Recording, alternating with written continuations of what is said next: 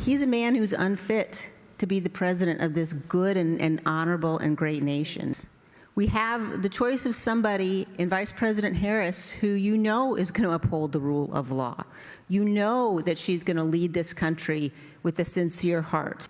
We have to tap into and rejoice, frankly, in the spirit of who we are as Americans. And we are an ambitious people. We have aspirations. We have dreams. We are optimistic by nature.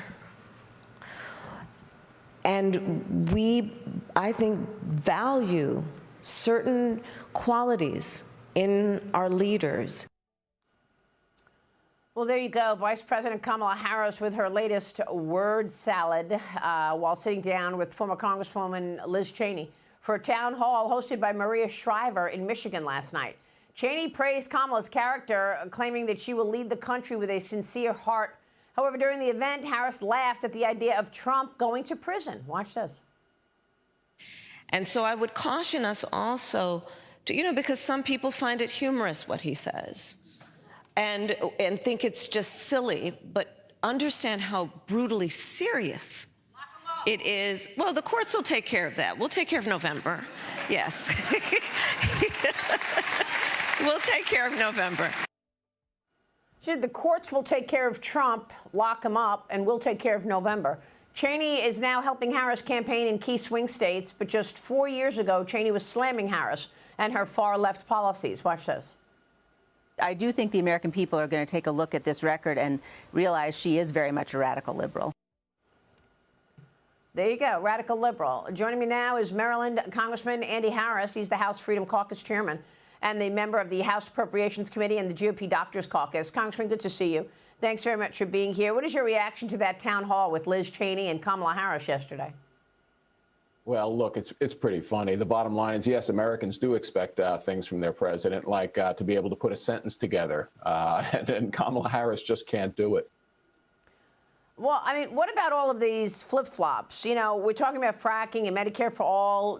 Do we have a sense of what her principles are in terms of what her actual plans are for the next 4 years should she get back into the White House? It's very difficult to follow all the changes in policy.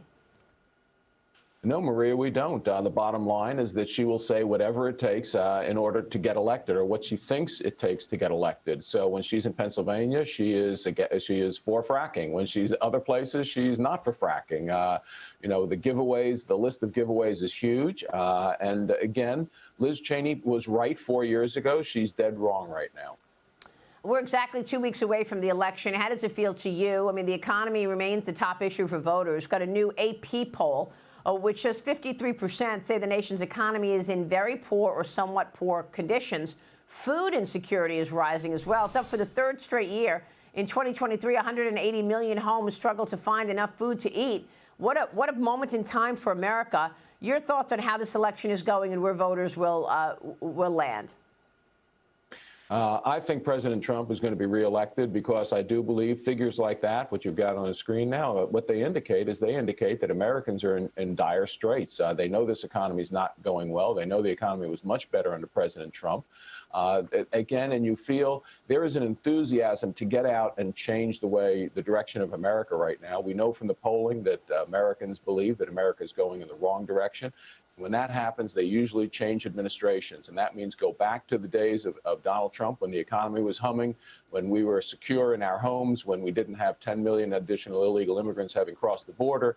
They're going to want the good old days, and I think that's what they're going to vote for in 2 weeks. Well, let me ask you, Congressman, you're on the Appropriations Committee. I mean, how are the Republicans going to get out of this cycle of continuing resolutions and not enforcing the border to be secured? I mean, we've got more information here on the illegal impact. The 2 illegal migrants arrested for allegedly sex trafficking a 15-year-old teenage girl from New York City to Florida.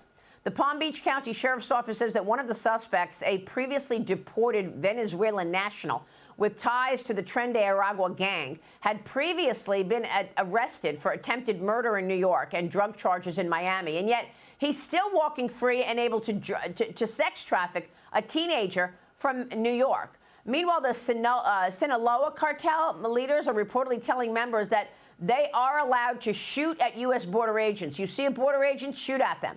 After the group's co-founder was arrested in July, contractors are working on an Eagle Pass ranch said that they were shot at from the Mexican side of the border. House Speaker Mike Johnson now says, look, deportation plans are in place if Trump returns to the White House. Johnson says the priority will be deporting 4.5 million illegal immigrants who are already known to have committed crimes. They're going to be the first priority to be out of here. They're eligible to be removed. Congressman, what do you say to all of this as the Republicans are still tripping over themselves to pass the bills that need to be passed and get out of this continuing resolution cycle? You still haven't gotten the other side to actually secure the border. Well, with regards to the continuing resolution cycle, Maria, we're not going to solve that, I think, until we go to two-year budgeting. That's the bottom line. There isn't enough time in Washington to get all that done. But with regards to the border, this is very simple. Just shut it down. The president has the authority. President Biden had the authority for 3.5 years. It still isn't shut down. We're still getting over 1 million people a year crossing the border. And there are millions of people with active deportation orders. Maria, these are people that have been adjudicated to be deported, and the Biden administration is not deporting them. The Trump administration will. Well, why hasn't the Biden administration deported them? And does that mean that if Kamala gets in, she's got no plans to do any deporting?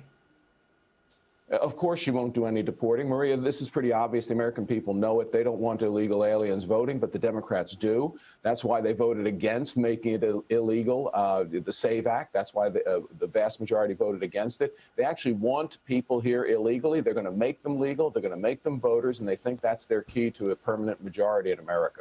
Wow, that's unbelievable. Congressman, it's good to get your insight. Thanks very much for being here this morning.